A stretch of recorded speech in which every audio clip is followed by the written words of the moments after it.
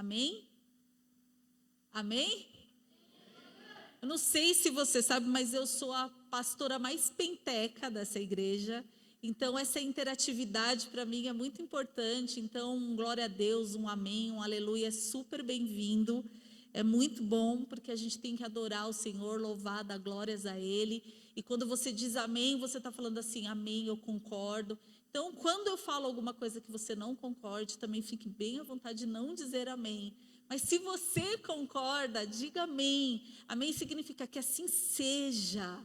Que assim seja. Amém? Aê, que assim seja. Jeremias, a gente vai falar um pouco sobre ele agora, sobre esse profeta de Deus, um profeta que faz parte aí de um momento muito importante na vida do povo de Deus, um profeta muito usado por Deus. E Jeremias, no capítulo 1, a partir do versículo 5, é o que eu quero ler com você. Se você trouxe sua Bíblia, abra lá. Jeremias 1, a partir do versículo 5.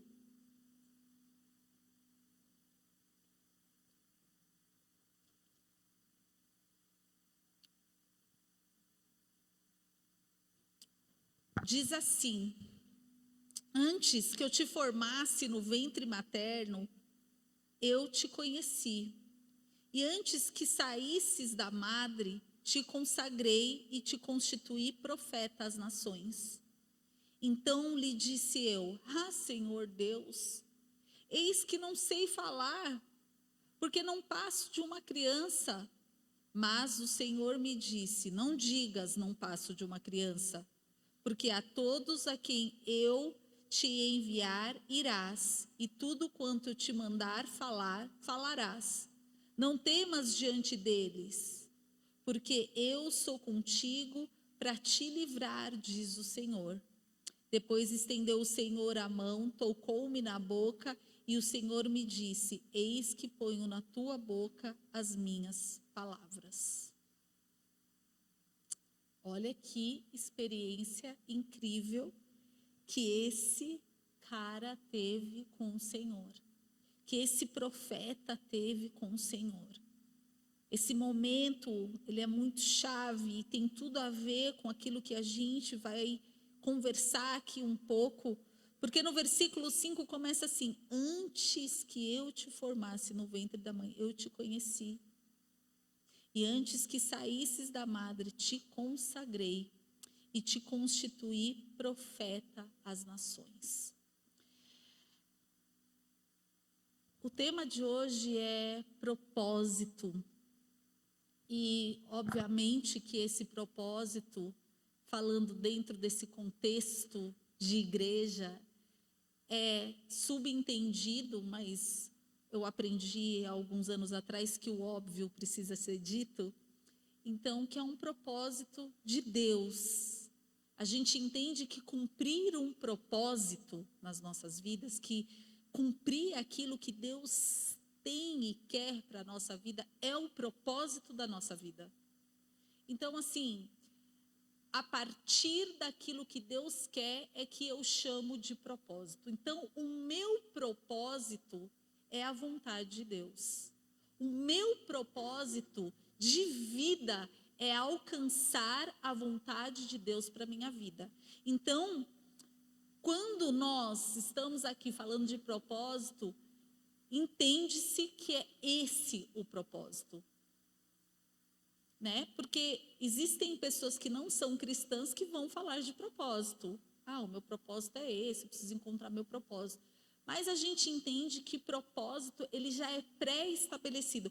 Assim como o Senhor diz aqui a Jeremias: antes que eu te formasse no ventre materno, eu te conheci. E antes que saísses da madre, te consagrei e te constituí profeta às nações. Então, o que eu estou querendo dizer aqui? Eu estou querendo dizer que quando o Senhor nos forma, quando o Senhor está nos gerando, há um propósito para a nossa existência. Existe da parte de Deus uma intencionalidade. Existe uma intenção da parte do Senhor quando Ele nos faz. Aí você pode dizer assim, tá, mas sempre vai acontecer essa intencionalidade? Não, não. Eu não vou entrar no mérito aqui agora da predestinação, não vou entrar no mérito de eleição, não vou entrar nesses méritos aqui, porque não cabe nessa conversa de menos de 1 hora. Nós vamos falar de propósito. O que a gente entende é que existe um plano de Deus quando Ele nos cria. Nós entendemos que o Senhor tem esse propósito, essa intencionalidade quando Ele nos cria. Mas também nós entendemos que o homem fez escolhas. Quando Deus ali coloca, né, diante de Adão a escolha e fala assim, olha, você pode tudo, mas desse lugar a gente entende que o pecado entrou através dessa desobediência, não é? E através do homem caído, as coisas acontecem fora daquilo que Deus gostaria que acontecesse. Não significa que Deus não sabe que isso iria acontecer. Entende? Então, assim, eu sou mãe, eu dito as regras para o meu filho. Eu falo, filho, eu quero assim, assim, assim, faça assim que vai ser melhor para você. Tem coisas que eu falo para o meu filho que eu sei que vai ser melhor para ele, eu digo que vai ser melhor para ele, mas eu também tenho convicção de que ele não vai obedecer e de que ele vai fazer de um jeito diferente. Eu não vou deixar de dizer para ele aquilo que ele deve fazer, porque eu tenho certeza que ele vai fazer diferente. Porque eu preciso, quando ele fizer diferente, falar assim, filho, eu disse para você que se você fizesse assim, daria certo. Então não é porque Deus sabe que Ele vai deixar de dizer aquilo que nós temos que fazer e aquilo que é o certo a ser feito. Vocês entendem? Né? Então existe essa intencionalidade da parte do Senhor. E Ele nos coloca nesse momento de nos moldar dons, percepções, a nossa personalidade. Nós somos seres únicos, não é? Não existe ninguém, absolutamente ninguém como você. Você é muito peculiar, você é muito particular.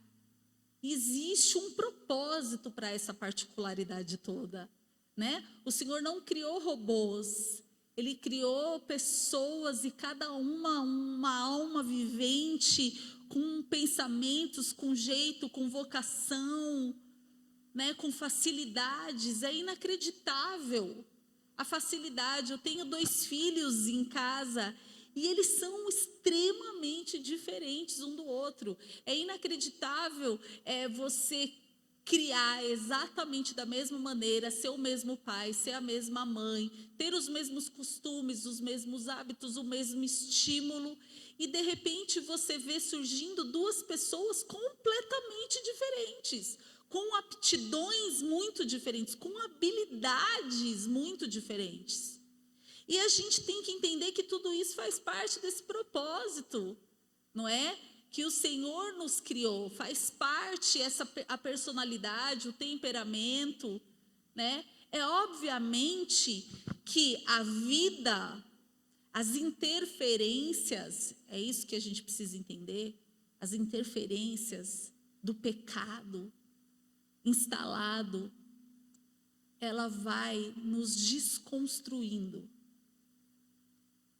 A gente vai ficando cada vez mais desuniformes daquilo que o Senhor tem e deseja. Por isso que a palavra fala, não vos conformeis com esse mundo, é tipo, não toma forma desse mundo. Mas muitos chegam numa idade que já tomou a forma, aí tem que desformar, né, e fazer de novo, tem que quebrar e fazer de novo. Então, a gente tem que entender que muitas vezes a gente não é o protagonista da nossa história. Muitas vezes as interferências, as coisas que vão acontecendo, as machucaduras, os traumas nos paralisam, nos mudam, nos transformam. E quando a gente vê, a gente está insatisfeito com a gente mesmo e a gente diz, poxa, eu não queria reagir assim. Aí a gente vai entender a nossa história, o nosso contexto. Aí nós temos o Espírito Santo maravilhoso que vai mostrar, filho, olha, isso aqui, é por isso aqui, a razão é essa. E aí o Senhor começa, então, a moldar. O Senhor começa, então, a te reestruturar. E aí, nesse momento, você fala, Senhor, eu sei que existe um propósito. Você também pode ter nascido num lar cristão e não ter acontecido nada disso. Mas essa pergunta não deixa de ser importante para você também. Senhor, qual é o teu propósito para a minha vida? Senhor, se há um propósito, eu quero dentro desse propósito. Que a gente tem que parar para pensar que estar na igreja, servir ao Senhor, ser crente, ler a Bíblia, para um cristão é básico, não é o propósito simplesmente, é uma base, é uma fundação, né? Você não pode dizer, meu propósito é ler a palavra de Deus, é agir corretamente, é ser... Não, isso daí é o que você tem que ser mesmo em essência, a partir do momento que você conhece a Cristo e tem um encontro com Ele e vai passar por esse processo de regeneração, né? De um homem caído, desse homem que se encontra com o Senhor e começa a colocar tudo em ordem. E aí começa esse processo de entrar nesse caminho, Jesus, o caminho, esse caminho estreito, e falar, Senhor, agora me revela, eu preciso entender. E aí, entra algumas questões aqui, que eu vejo, tá? Eu não estou aqui dando a fórmula, no sentido, poxa, é assim, eu vou compartilhar com vocês aquilo que eu entendo que vai te ajudar muito a compreender o teu propósito, que vai te ajudar muito a encontrar esse propósito, que vai te ajudar a clarear um pouco mais como caminhar em direção ao teu propósito. Amém? Você quer isso? Amém?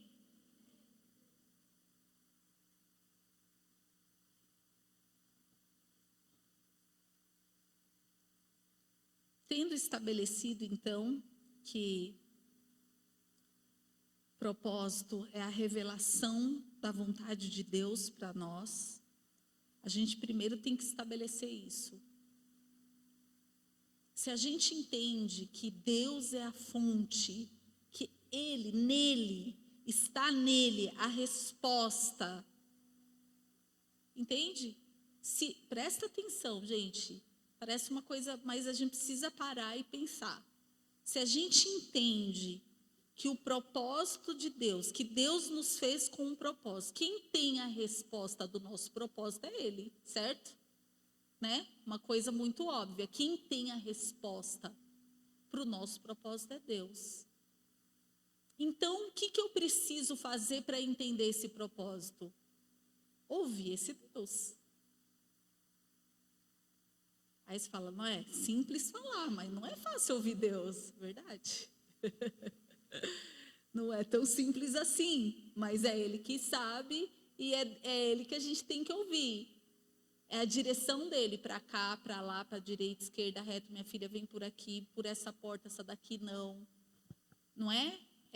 É assim que a gente vai trilhar esse caminho da gente se encontrar com o nosso propósito. E eu não sei quanto a você, mas para mim, esse encontro é um momento da vida que a gente fala assim, uau, eu nasci para isso, eu estou no lugar certo, eu estou na hora certa, eu estou fazendo a coisa certa. Meu Deus, Senhor, olha o caminho que eu fiz para chegar aqui. Que coisa mais incrível. E eu acho, essa é uma opinião pessoal, que essa, na verdade, é a busca de todo ser humano. As pessoas estão lá fora freneticamente correndo para lá e para cá, tentando encontrar em relacionamentos, tentando encontrar na riqueza, tentando encontrar na fama, tentando encontrar no dinheiro, tentando encontrar no sucesso, tentando encontrar de alguma forma esse lugar de chegar e falar, cara, é aqui, eu fui feito para isso, eu estou no lugar certo. eu estou fazendo a coisa certa. Eu realmente acredito que essa é a maior busca do homem, de encontrar o lugar que Deus fez ele para estar e ser. Eu fui feito para ser isso. Uau! Uau! É isso aqui, eu me encontrei. Por isso que a gente fala que a gente sempre tem que estar em busca da nossa melhor versão. Não dá para a gente se comparar com ninguém, porque qualquer pessoa é incomparável a você. Ninguém tem tua mãe, teu pai, teu irmão tem, mas numa outra perspectiva. This is us. Quem já assistiu? Outra perspectiva. O mesmo pai, a mesma mãe, o mesmo tudo. Aí você vai lá naquela mesa, todo mundo sentado, fazendo uma refeição. O pai falou: filhos, sei lá, que bom que vocês estão aqui. O papai fica muito feliz. Temos arroz e frango para comer. Um filho vai interpretar essa frase de um jeito, o outro do outro e o outro do outro. E é muito incrível, não sei se você já assistiu essa série, mas a gente consegue ver, porque volta a mesma cena na perspectiva de cada filho e cada um interpreta aquilo de uma forma. Então, assim, não dá para a gente nunca se comparar com ninguém, porque a nossa interpretação da vida é única, a nossa lente é muito única. Então, você fala, uau, cara, é complexo, então, esse encontro. É verdade, é complexo. Eu acho que é um grande desafio, uma grande jornada, você encontrar o teu propósito, o propósito da tua existência. Eu acho que requer bastante, mas eu também acho que vale muito a pena, porque deve ser muito frustrante passar por essa vida, acordando, dormindo, comendo, pagando conta, acordando, dormindo, comendo, pagando conta, e a vida passa sem você ter feito aquilo que você foi feito para fazer e ser. Vale muito. Eu acho que assim, se tem algo nessa vida que vale a pena você gastar os teus esforços e a tua energia, é para descobrir o propósito da tua vida e da tua existência. Vale muito a pena. Muito a pena. E aí, como então, né? Não é um pirim-pim-pim do Espírito Santo. Falando em pirim-pim-pim, deixa eu contar uma história paralela aqui. As crianças ali em cima no refugio, eu falei pirim-pim-pim, eu lembrei. O Benjamin e o Natan, né, estavam brincando. E aí o Benjamin e o Natan são dois menininhos da idade do Bento, que são... Oi? 6 anos, tem 6 anos. E aí o Benjamin foi pedir um negócio para o Natan falou assim, e a palavrinha mágica?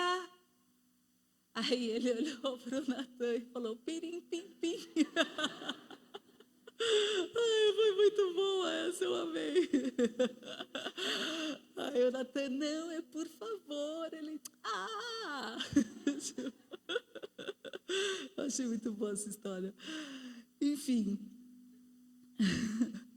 por favor é uma boa palavra. Então, meus amados, da mesma maneira que Deus, Ele existe uma intencionalidade da parte dEle, quando Ele nos formou, existe uma intenção.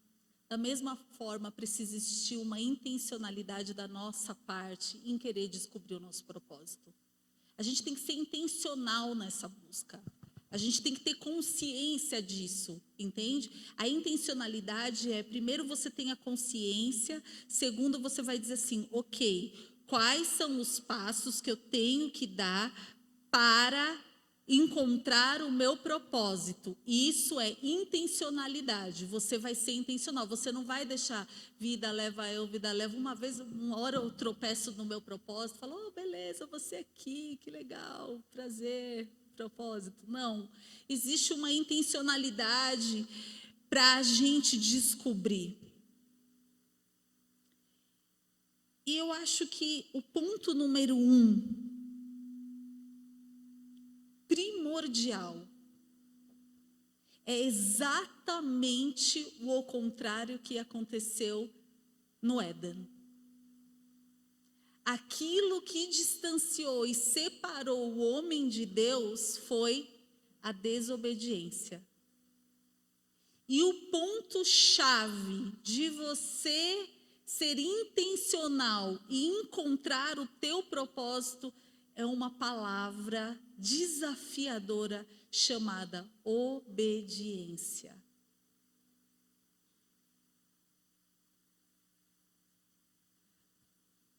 A partir do momento que a gente conhece as Escrituras, que a gente se sujeita, a gente entende, me converti, estou conhecendo a Bíblia está falando isso, isso, isso, isso. É a nova regra, é o novo manual da minha vida, é a palavra de Deus. Eu não estou com a Bíblia aqui, tá?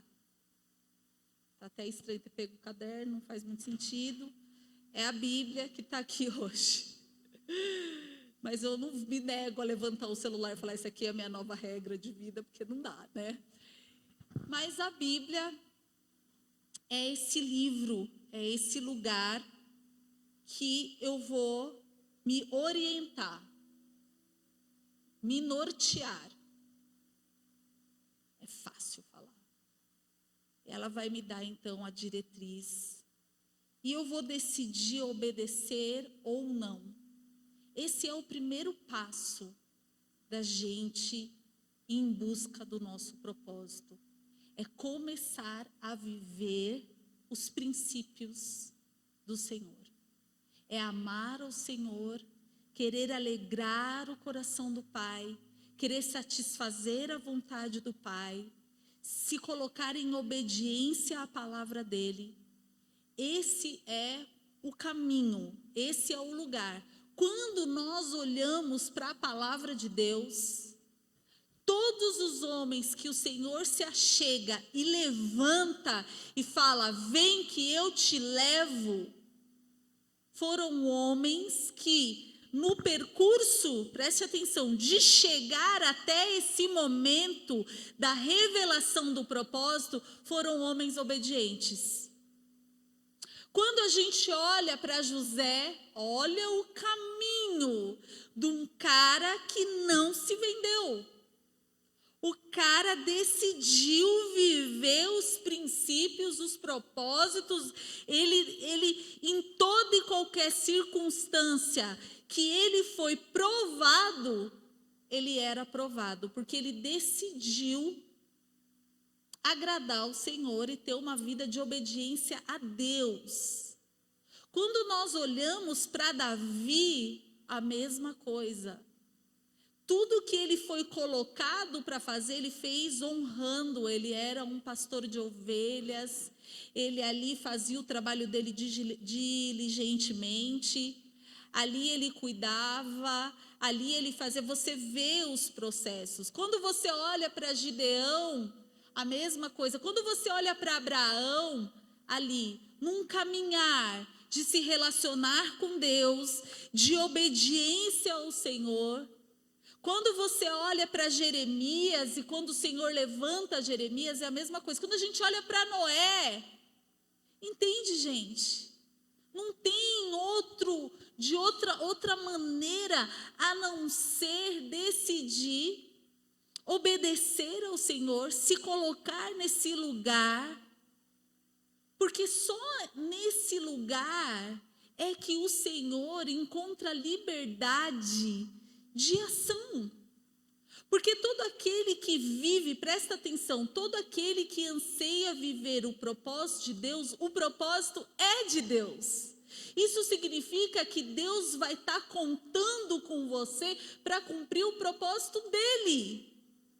E para isso é necessário que você obedeça. Passamos por algumas fases de provação, até que a gente é aprovado pelo Pai e Ele diz assim, uau, esse aqui eu posso levantar. O profeta aqui, Jeremias, foi levantado por uma situação muito difícil. Porque ele foi levantado por Deus para falar para o povo de Deus que eles entrariam num cativeiro. Complicada a função dele ali. Dizer para a galera, ó, vocês pisaram tanto na jaca que não vai ter jeito.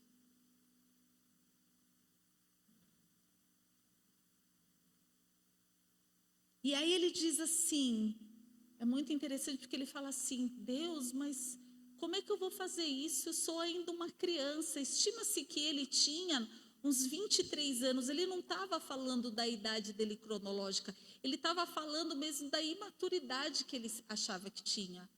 Fala, Deus, eu sou uma criança, como que o Senhor quer me levantar para fazer isso? Mas veja bem, amados, de novo nós vamos falar isso. O Senhor, Ele não levanta aqueles que se acham, sabe, é o expert. Nossa, esse daqui é muito experiente naquilo, ele tem muita capacitação, ele foi muito. Não é isso.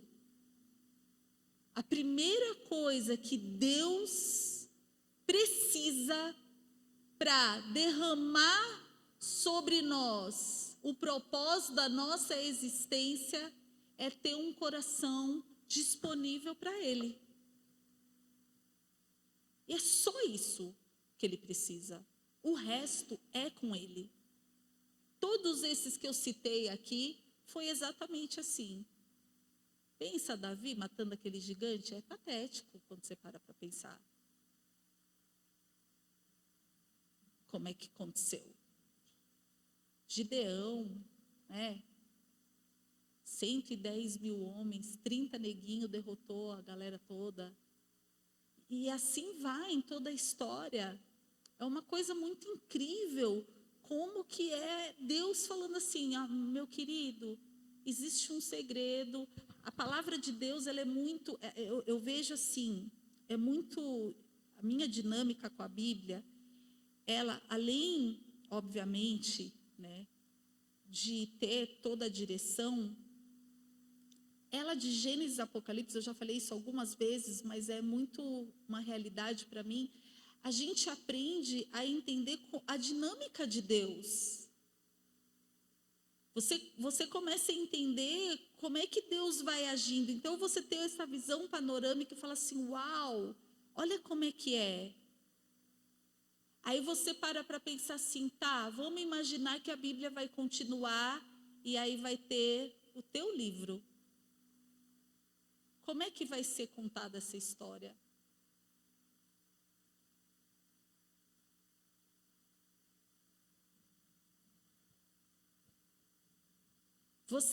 A tua história, você quer que seja usada do tipo, é assim que tem que fazer ou é assim que não se faz?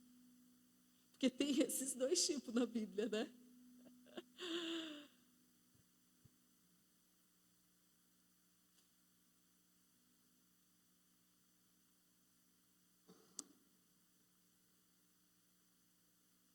Com tudo isso, a gente pode fazer uma pergunta assim. Tá, então eu vou obedecer, eu vou ter essa intencionalidade, eu vou me colocar debaixo da vontade de Deus, eu vou deixar Ele conduzir, mas eu não vou fazer planos para a minha vida? Eu posso planejar? Porque assim, o que eu vou fazer até Deus não revelar o propósito da minha vida? Sim, amados, nós vamos planejar.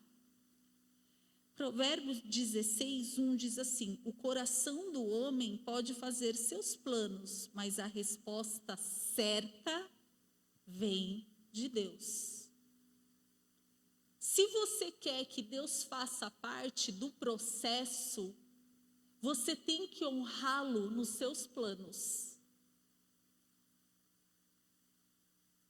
Não adianta você planejar, presta atenção, não adianta você querer planejar que um dia você vai fazer certo.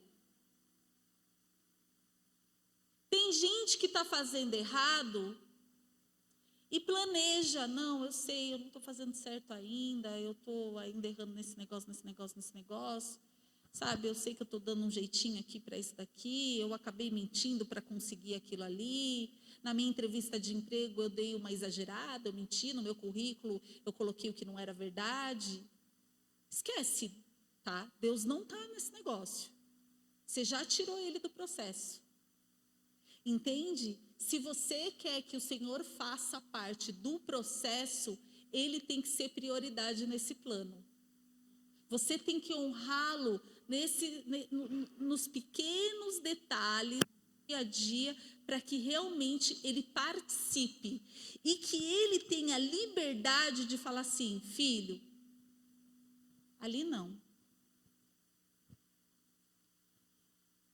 E mais do que isso, amados, quando a gente traça um plano, eu estava refletindo sobre isso hoje, né?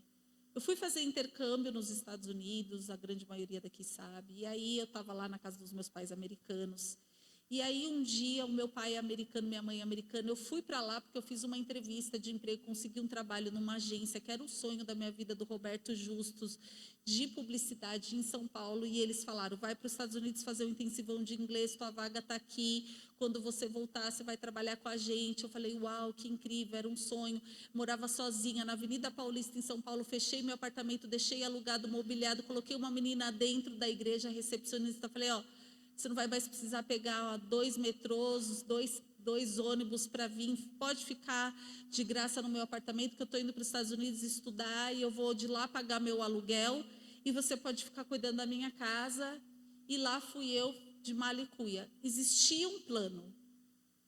O meu plano era esse: estudar inglês e voltar para o meu trabalho. Eu já era crente, tinha meus 19 anos, 20 anos, não, 21 quase. E falei: meu, é isso aí, vamos lá, Deus. Esses eram os meus planos. Cheguei lá, primeiro mês de Estados Unidos, lá com os americanos, me enfiaram dentro de um barco. Eu fiquei 4 meses em alto mar pescando camarão.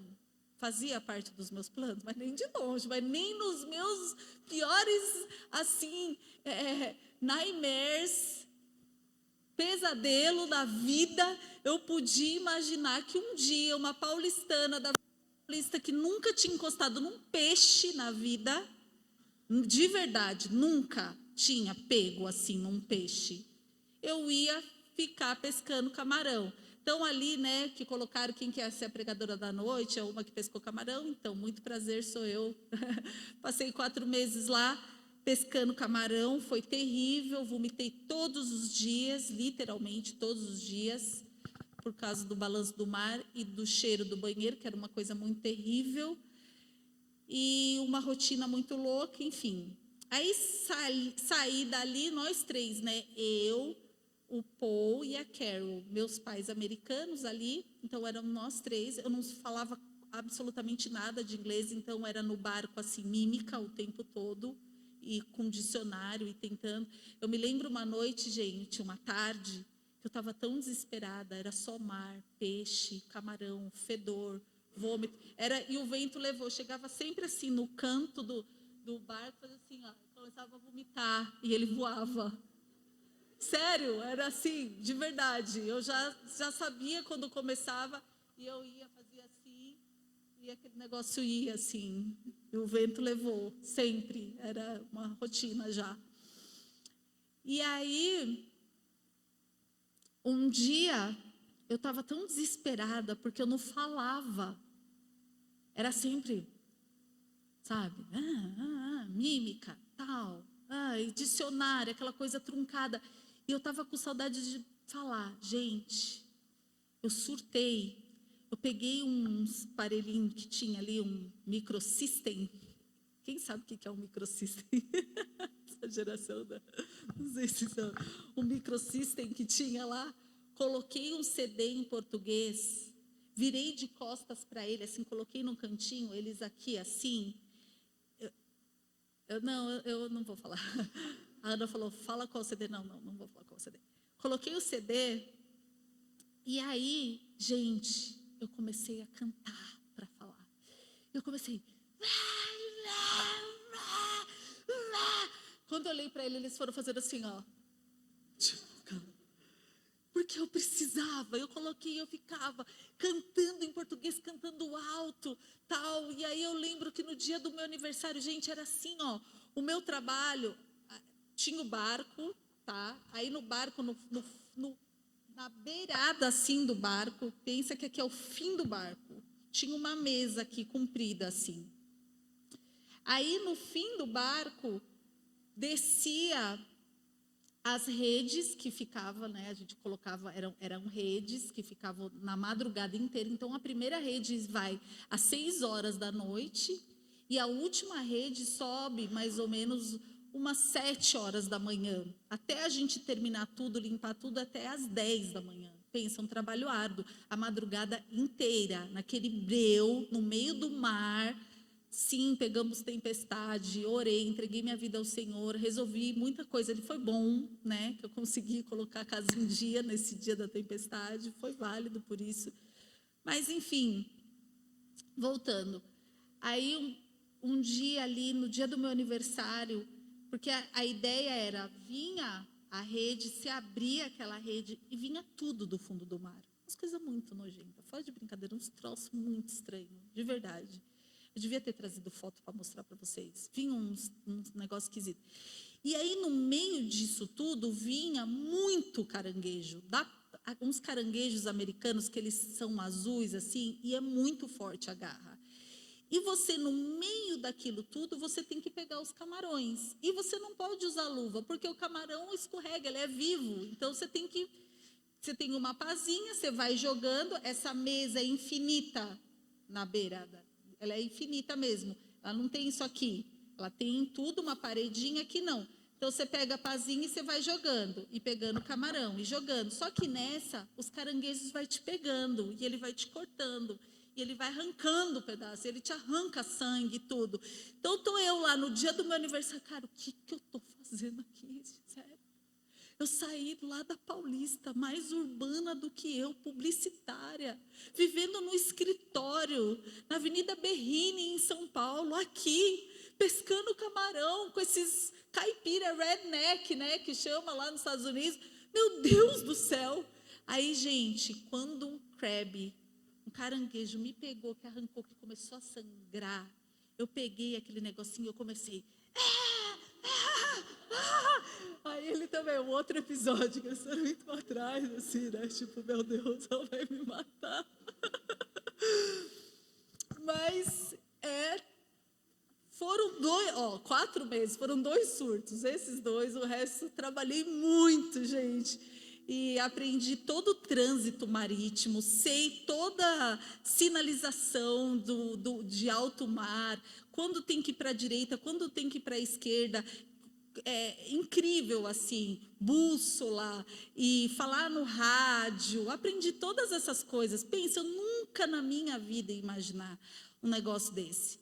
Saí de lá, falei, pronto, né, Senhor, estou aqui, obrigado por me ensinar tanta coisa, mas eu estou muito pronta agora para ir para uma escola de inglês e estudar, né, e tal. E aí, meu pai americano me enfiou dentro do carro e falou, vamos lá buscar uma grávida que está prestes a ter filho, o marido dela está viajando, e aí a gente precisa buscá-la lá no meio do nada. Se eu acho que o Mato Preto, onde eu moro, já é um lugar distante, pense nesse lugar, gente, é no meio do nada mesmo. Assim, um lugar. Chegamos ali, entramos na casa, minha gente... Eu fiquei assim em estado de choque de ver o estado da casa da família, mas era tanta bagunça, era tanto lixo, você não enxergava o chão da casa, não existia possibilidade. Pensa só, a família tinha mudado, uma família de 4 pessoas, o marido, a esposa e 2 filhas, ela grávida do 3º filho. Eles haviam mudado para esse lugar há 10 meses, e fazia 10 meses que eles estavam ali, e eles não tinham guardado absolutamente nada. Eles colocaram as caixas da mudança dentro da casa, e o que eles precisavam, eles iam na caixa e iam tirando. Há 10 meses vivendo desse jeito. Então, falei, uau, Vocês vão entender por que eu estou contando tudo isso, tá? Eu olhei assim, existia um plano da Juliana. Estudar inglês, sair da pescaria, formular agora, foco. Eu olhei para ele e falei assim, Paul, você está indo para lá para levá-la, né? Tô. Eu falei, então, e as crianças iam também. Leva todo mundo, eu vou ficar. Como assim você vai ficar? Eu falei, não tem a menor condições. Enquanto ela estiver no hospital e vai ter esse filho, eu vou ficar aqui e eu vou limpar essa casa, e eu vou colocar a casa no lugar, e eu vou colocar essa casa em ordem, porque não existe a menor chance dessa família voltar com um recém-nascido numa casa dessa. Essa mulher está muito doente. Ela está deprimida, está depressiva. Eu estou contando para vocês assim, tá? Mas imagina para falar tudo isso que eu mal conseguia falar, mas enfim, a gente se comunicou do jeito que dava e foram embora e ficou eu lá, no meio do mato. Falei, eu me viro aqui com comida, eu como com o que tem e vão embora. E me largaram lá e eu fiquei. E ali eu passei 4 dias que eu trabalhei assim, acordando às 6 da manhã, meia-noite, sem parar, tentando colocar as coisas no lugar. Quando eles voltaram, a mulher com recém-nascido, que ela abriu a porta da casa dela, gente, essa mulher me abraçava, ela chorava. Gente, eu tirei prato podre, verde, assim, debaixo da cama. Eles comiam e iam colocando os pratos sujos debaixo da cama. Falei assim, essa mulher está muito doente, está muito depressiva. E aí, quando ela chegou, que ela me abraçou chorando, eu pensei comigo assim, esse bebê vai morrer. Essa mulher não tem condições. Aí eu olhei para os meus pais americanos e falei, vão lá para casa, pega minhas roupas, pega as minhas coisas, que eu vou ficar aqui com ela. Porque essa criança vai morrer se eu não ficar aqui. E aí, você tem certeza? Mas e a universidade? E o curso de inglês? Eu falei, não tem jeito, vou ter que fazer isso. E aí, queridos, uma longa história, fiquei lá no fim das contas 10 meses. Ela ia construir uma casa do lado, e ela estava nessa casa, que era um lugar que tinha um terreno incrível, só que ela estava numa depressão tão profunda que eu acordava o bebê, levava o bebê para ela dar de mamar, ela terminava de mamar, eu fazia o bebê arrotar, o bebê dormia comigo, o bebê acordava para mamar, eu levava para ela. Literalmente ia acontecer isso. E no meio disso tudo, que aí que vai se conectar a você, toda essa história, é que nesse lugar eu conheci uma igreja. Nessa igreja eu conheci o pastor de louvor dessa igreja, que é o pastor Nathan e a Temse, que se tornaram grandes amigos meus e do Jean, eu e Jean noivos nessa época. Jean se mudou lá para perto, eu fiquei nesse trailer, que era tipo um trailer, assim, uma casa mobile home, que nos Estados Unidos é uma casa que chega assim de 4 rodas. E ali, nesse caos todo que eu decidi ficar, foi quando eu conheci essa pessoa. E através do Nathan e da nossa história, que não dá para contar aqui, essa igreja existe, o refúgio existe, nós estamos aqui. Então, o que eu quero dizer com tudo isso? Eu quero dizer que eu não tenho dúvida alguma de que o propósito de Deus para a minha vida é estar exatamente aqui, onde eu estou. Porém, amados, os meus planos, eles foram mudados. Mas eles foram mudados debaixo de princípios e valores que foram além dos meus planos, entende? Existem momentos que a gente planeja, mas se no meio do caminho a gente, como cristão, vamos ter que abrir mão, vamos ter que sacrificar para que o princípio seja estabelecido, é isso que nós vamos ter que fazer. Então, por isso que, preste atenção, o coração do homem pode fazer seus planos, mas a resposta certa vem de Deus. Eu não tinha outra opção amando o próximo como a mim mesmo, de fazer vista grossa. Então, é como o bom samaritano, a nossa rota, ela muda.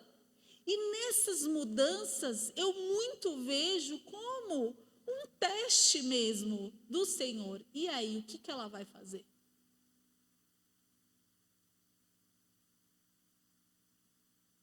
Então, estar debaixo do propósito de Deus requer constante renúncia. É uma segunda palavra.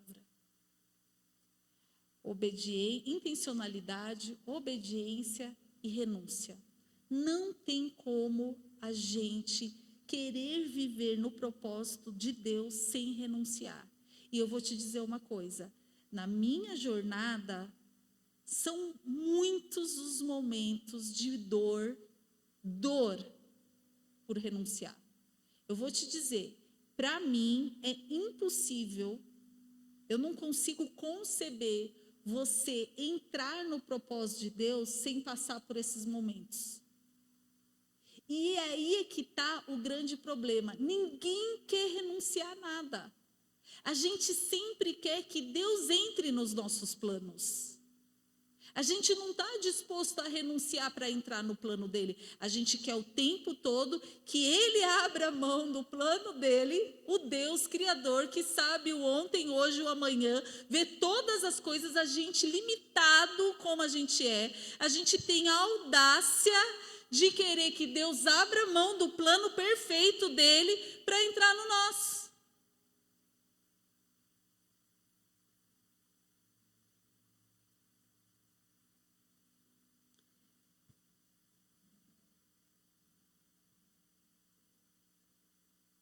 Nós queremos que todos os processos da nossa vida sejam indolor. Já vou te dizer, não tem como.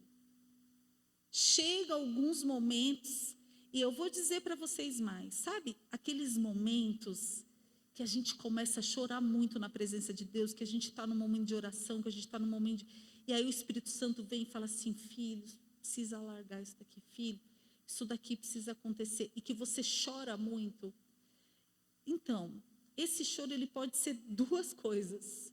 Ele pode ser um choro do tipo, eu estou chorando porque eu não vou conseguir, ou eu estou chorando me despedindo porque eu vou largar. Ultimamente, a minha experiência tem sido que as pessoas têm chorado muito, lamentando porque elas não vão fazer. E aí não tem como. E, gente, sempre vai ser um desafio.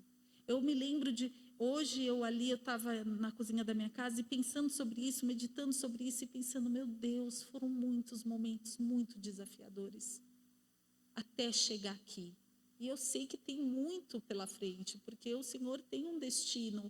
Eu não cheguei no meu destino, é um processo. Mas até chegar aqui, falando, né, daqui para trás, foram muitos momentos doídos de renúncia que parecia assim, cara, lascou agora. Porque parecia uma coisa tão boa que eu tinha que abrir mão. E eu falava assim, meu Deus, meu Deus, meu Deus, meu Deus. E aí era doído. Entregava assim, doído. Mas, amados, entregava. Difícil, coisa que você sabia que ia ser complicado fazer, ia ser difícil fazer. Pensa José, na hora do chefe, a mulher vem para cima dele, o cara fala, não, ele decide honrar a Deus, eu tenho princípio, eu tenho valor, eu vou me colocar aqui.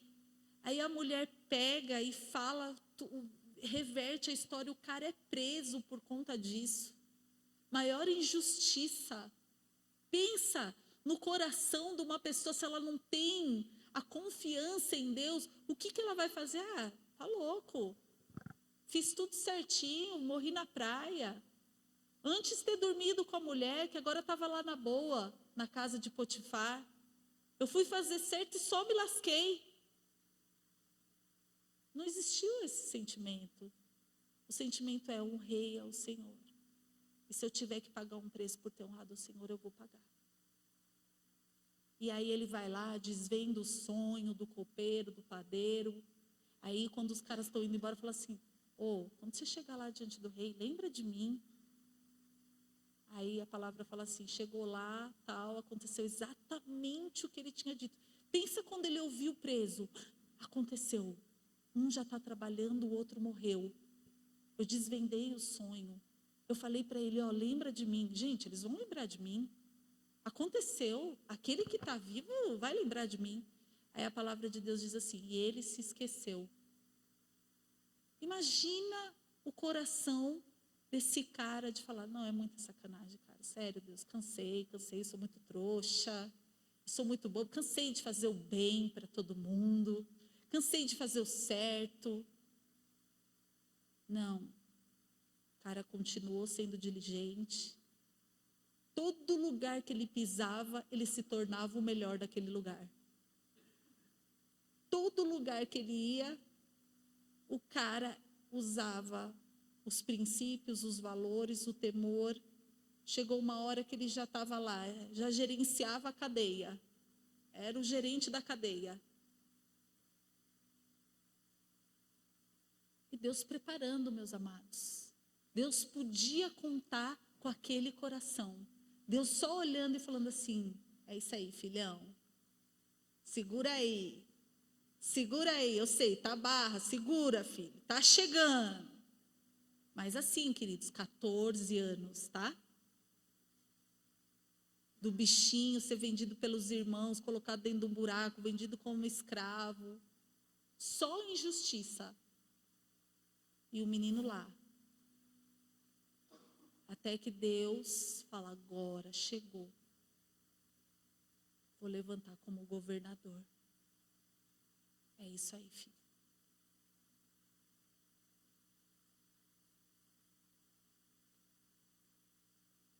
A gente precisa ter essa sensibilidade. Se a gente quer viver o propósito de Deus para as nossas vidas, é muito importante que no processo da nossa caminhada, a gente honre ao Senhor em todos os detalhes.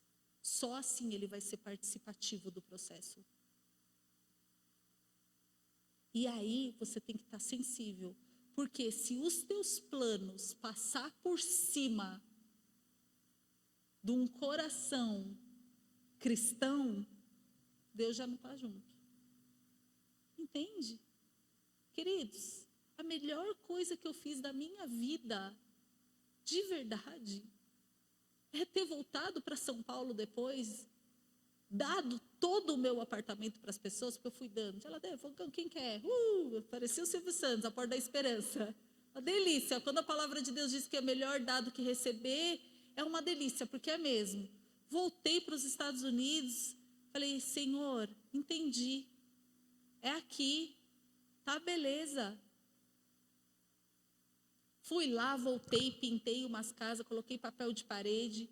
Tinha planos com a minha amiga de fazer uma volta de mochilão na Europa. Fomos para a Europa, o Senhor abençoou. Passamos 2 meses de mochilão, só pintando casa nos Estados Unidos. Voltei, e aí começamos uma igreja, eu e o G casamos.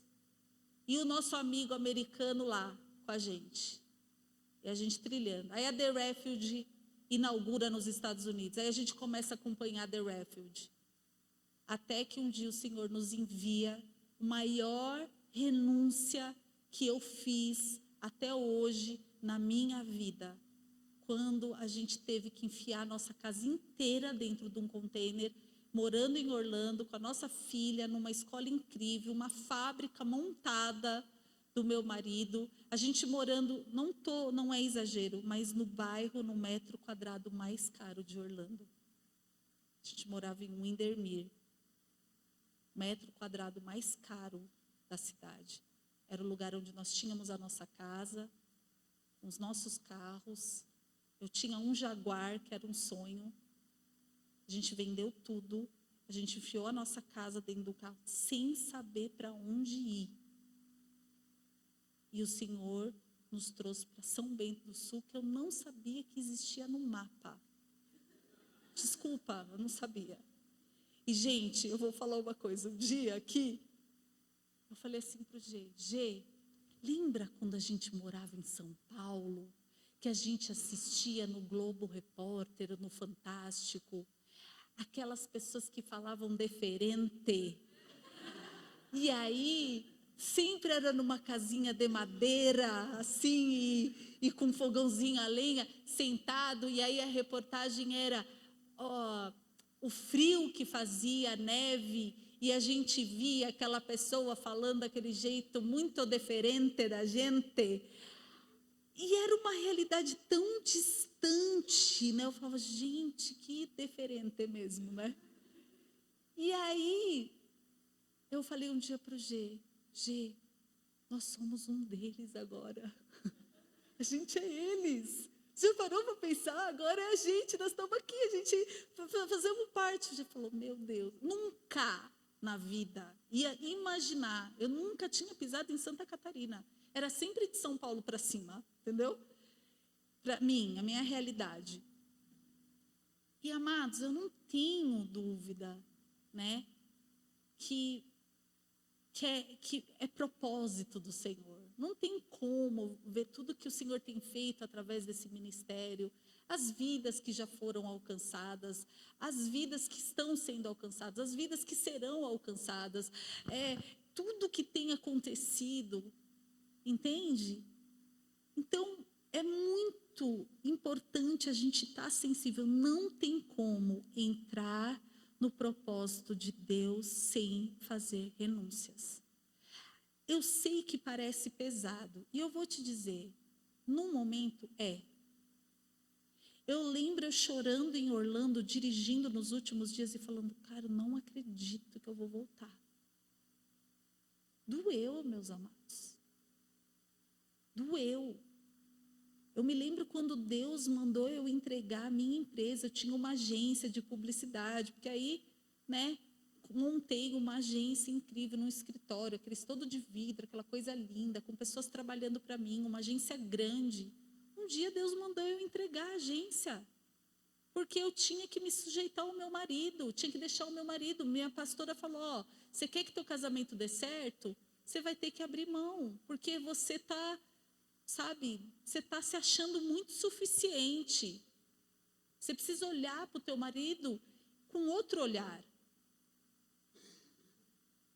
Eu não estou falando que isso é regra, tá? Eu estou falando uma coisa específica comigo, a minha história, a minha renúncia.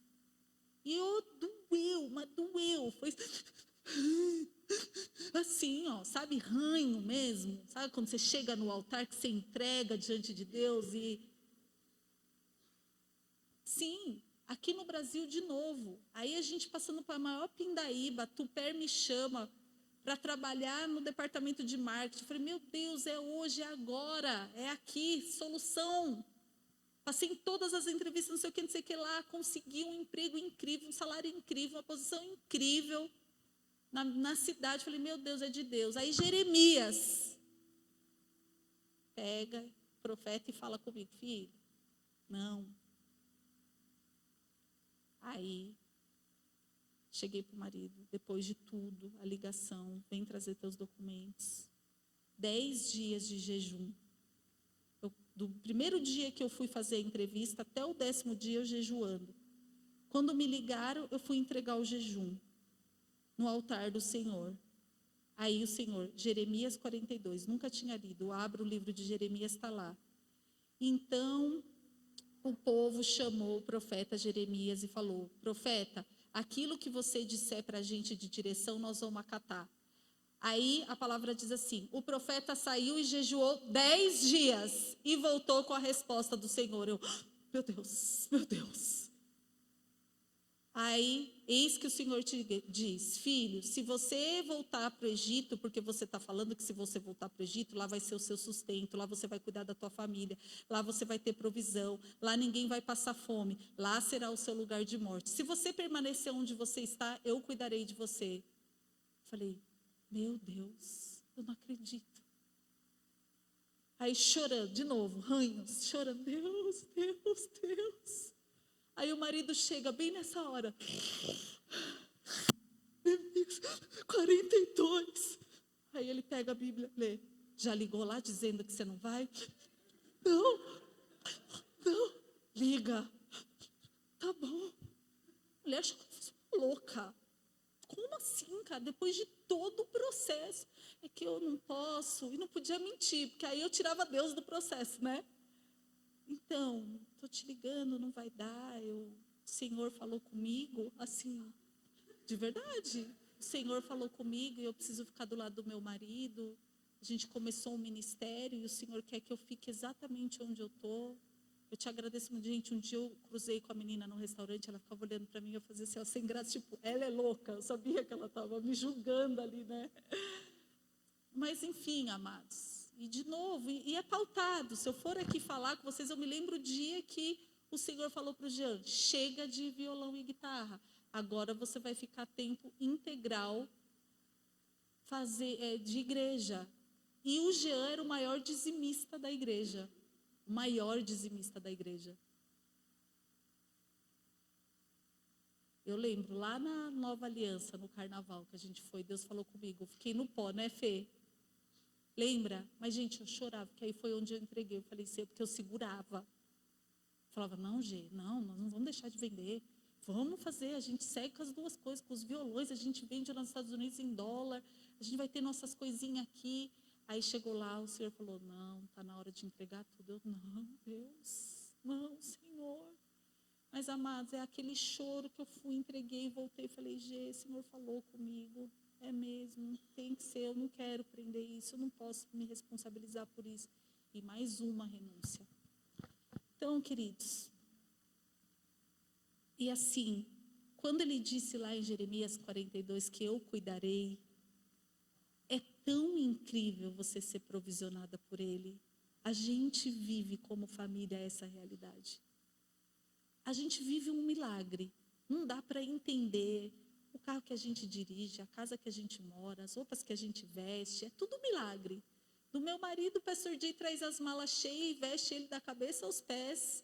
O americano fica trocando de roupa toda hora e, né, ele traz. E o Senhor vai fazendo de uma maneira assim, amados, que é a coisa mais linda do mundo. Eu só sei que o Senhor cuida, a gente vive uma vida muito gostosa. A gente vive uma vida de gente que ganha muito dinheiro. A gente tem as coisas de gente que tem que ganhar muito dinheiro para ter. E a gente não ganha e a gente tem. Porque Deus é aquele que decidiu dar e fazer. Quem está mais perto da nossa vida sabe como é que é.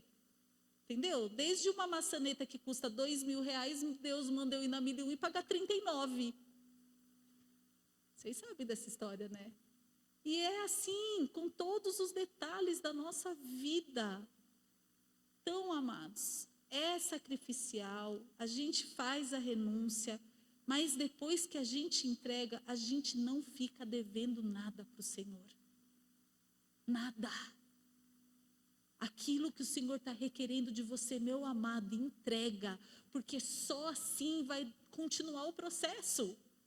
É só dessa forma que o Senhor vai continuar o processo. É só assim que Ele vai falar, está pronto, Davi, é agora. Do momento que o Senhor ungiu Davi rei, até ele se tornar rei, foi profético. Entenda isso. Quantas vezes você já pode ter recebido palavras proféticas falando, eu te vejo assim, eu te vejo fazendo isso, eu te vejo, e aí nada está acontecendo, e pode ser que nunca aconteça, e você vai desvalidar o profeta, quando na verdade você que não correu atrás de cumprir aquilo que o Senhor graciosamente te adiantou. Do coração dele, do desígnio dele e da vontade dele. Porque o dia que o Senhor entregou uma palavra para mim, filha, eu te vejo uma pastora cuidando, o Senhor vai te usar para liderar, o Senhor vai te levantar, que não sei o quê. Eu acreditei. Eu fui intencional. Eu fui fazer teologia. Eu fui estudar, eu fui me aprofundar. Eu fui ter uma vida em santidade, uma vida em obediência. Entende como é que é a intencionalidade, a obediência, o Senhor dá, não é plim-plim, entende? Quando o Senhor fala, olha, eu quero te levantar assim, assim, assim, assim, amados, o Senhor está sendo muito bondoso de te dar uma pista.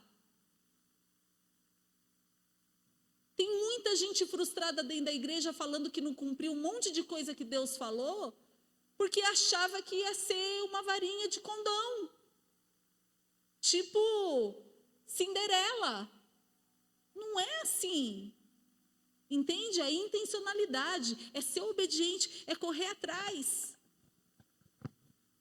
Amém? Então, vocês estão entendendo? Precisa, essa cooperação. É a gente estar atento aos valores, aos princípios. É a gente fazer os planos, mas falar, Senhor, eu estou na tua dependência. Aquilo que o Senhor disser, Pai, eis-me aqui. É o tempo todo atento às necessidades em volta. É o tempo todo atento. Às vezes a gente é tão focado, amados, não é focado no nosso plano, os nossos planos, que a gente não está sensível à voz do Espírito. Fala assim, filha, olha para ali. Olha isso daqui. E uma conexão, uma pessoa que você conhece pode fazer toda. Uma vez eu trouxe uma palavra aqui, assista, chama conexões divinas. São pessoas que passam pela tua vida, que têm propósitos e que fazem conexões incríveis. Esses dias mesmo, chegou um casal lá em casa, esse fim de semana. A menina, posso tirar foto da tua porta, que é linda? Eu falei, pode, claro. Oi, tudo bem? Pode tirar. Aí, de repente, claro, ela já estava dentro da minha casa, porque eu já tinha chamado, vem tirar das fotos de dentro também. Vem ver a casa como é dentro. E a menina tirando foto. Aí, de repente, vocês são crentes? A gente é, nós somos pastores. Irmãos, nós somos irmãos também. E vai e vem, vai e vem. Meu Deus. Eu falei, cara, olha. Aí, de repente, estava ela, o marido, o filho, sentado na mesa, a gente tomando café, de um casal que tinha pedido para fotografar a porta da nossa casa. E aí a gente fez uma super conexão. E é uma coisa incrível que não dá para eu entrar aqui em detalhes com vocês. Mas, por causa da sensibilidade. Porque eu não simplesmente falei, pode tirar e virei as costas e fui embora. Conversei, fui atenciosa, chamei para entrar, ofereci um copo d'água, fui conversando, conversa vai, conversa vem. Uma super conexão. Então a gente precisa, meus amados, sabe, estar sensível. Sensível. Então vamos lá, intencionalidade, obediência, renúncia e sensibilidade. Sensível.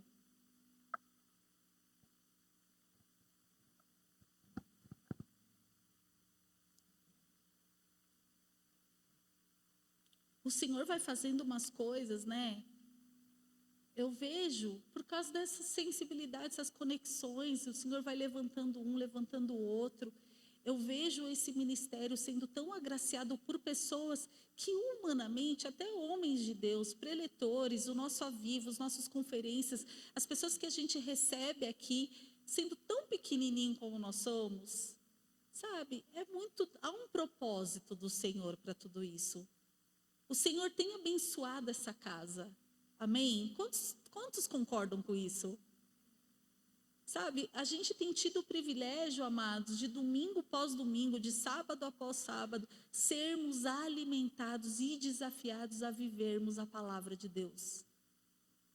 Encontrar o propósito é realmente colocar em prática aquilo que tem sido estimulado, ensinado e desafiado. A gente precisa pôr em prática.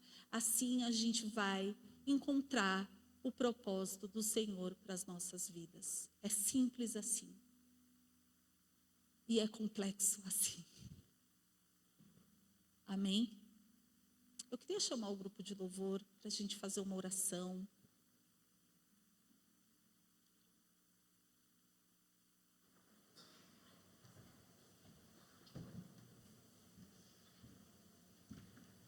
Eu acho que nada mais original, não sei se é essa palavra, me fugiu agora a palavra.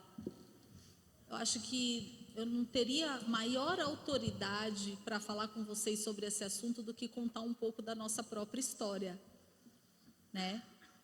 Porque fica tão mais fácil quando a gente consegue enxergar essas coisas e ver. E eu vou dizer uma coisa, tem muitas coisas que poderiam estar mais avançadas, poderiam estar diferentes e melhores se eu tivesse obedecido antes. Se eu tivesse renunciado antes. Tem um timing, e às vezes a gente perde o timing. E às vezes a gente perde a bênção. Isso acontece também.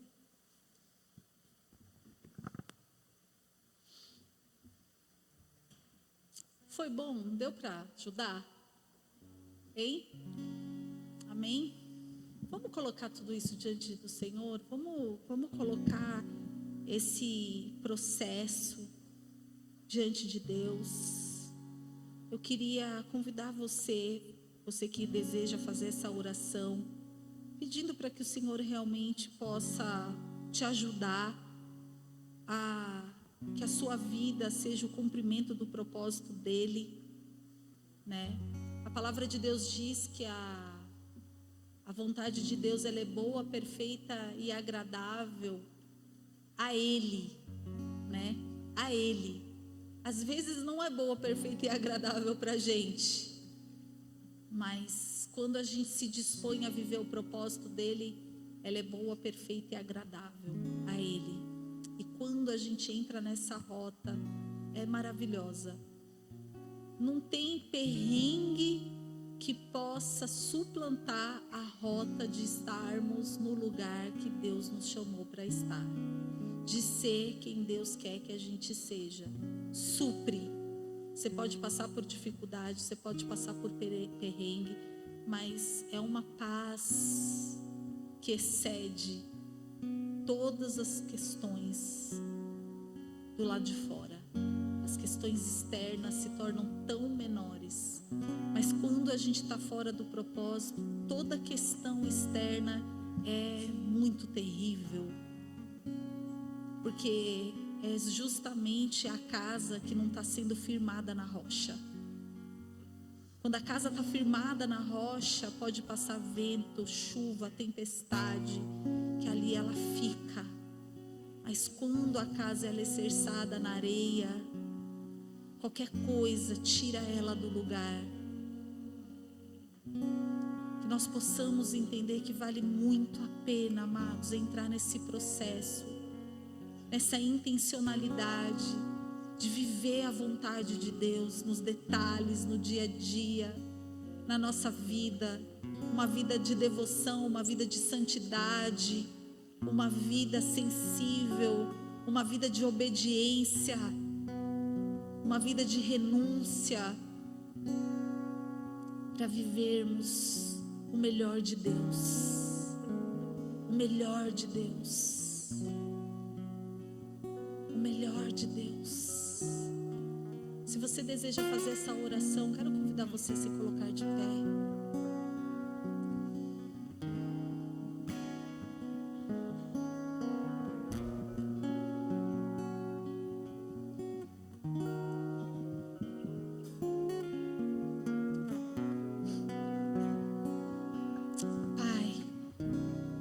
Senhor, nos ajuda, Deus, nos ajuda, Senhor. Precisamos do Teu Santo Espírito. Sozinhos a gente não tem a capacidade de vivermos tudo isso, de conseguirmos, Pai, Te obedecer,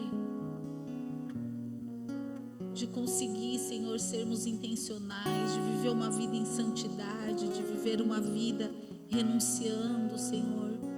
Que o Teu Santo Espírito, Pai, possa nos fortalecer a nossa fé, fortalecer a nossa confiança no Senhor. Precisamos, Deus, confiar mais no Senhor. Confiar, Senhor, que a tua resposta é a certa. Que a gente pode até fazer planos, mas que a tua resposta é a certeira, é a verdadeira, é a boa. Nos ajuda, Deus. Ajuda, Senhor, a te honrar no processo, para que a gente alcance, Senhor, esse lugar de estarmos trilhando a trilha que o Senhor preparou para nós, de estarmos nessa trilha, de estarmos nesse lugar, nesse trilho, aonde flui, aonde a gente vai se encontrar com a gente, aonde a gente vai se encontrar com aquilo que o Senhor sempre desejou que a gente fosse, que a gente vivesse, que a gente fizesse. Oh Deus, como a gente quer, Senhor, como a gente quer viver cada dia das nossas vidas com a convicção de que nós estamos fazendo a coisa certa, no lugar certo, Senhor, na nossa capacidade máxima, Senhor. Sarados, Pai, curados, Senhor, libertos, Senhor, de toda prisão, de toda trava, de toda amarra, Senhor, de todo vacilo, Senhor, mesmo das nossas vidas ou daqueles, Pai, que ao nosso redor também cooperaram, Senhor, para que a gente fosse, Pai, desformado, que a gente perdesse a forma que o Senhor sempre desejou que a gente tivesse. Queremos, Pai, queremos ter a forma que o Senhor sempre sonhou. Queremos, Deus, viver tudo aquilo que o Senhor tem para nós. Queremos ser a pessoa que o Senhor deseja que a gente seja. Queremos reagir de acordo com o que o Senhor quer que a gente reaja, que a gente pense. Que os nossos pensamentos, Pai, assim como o profeta Jeremias também disse, que Deus tem pensamentos de paz a nosso respeito. Que possamos, Senhor, cuida, Pai, dos nossos pensamentos. A gente vive num mundo tão cheio de bombardeios e setas e palavras e conceitos, Pai, mas que a Tua palavra, Senhor, seja, Pai, um árbitro, Senhor, para a nossa vida, norteando, Senhor, o nosso caminho. Que o nosso amor, Senhor, pelo Senhor, Pai, seja maior, que possa crescer a cada dia, que a nossa vontade de querer fazer a Tua vontade seja maior do que qualquer plano.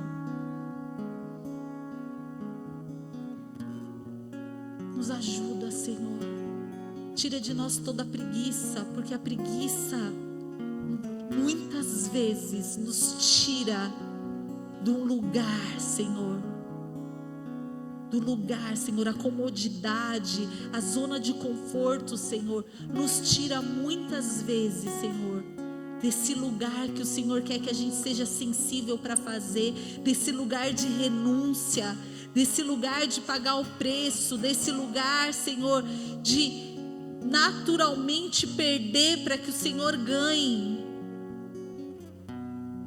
Nos dê, Senhor, esse ímpeto, Pai, que possamos ser pessoas altruístas, Deus. Que a necessidade alheia nos incomode, Pai, a ponto de nos mover em direção. Sabemos que o Senhor age em meio a essas coisas, Deus. É assim, Pai.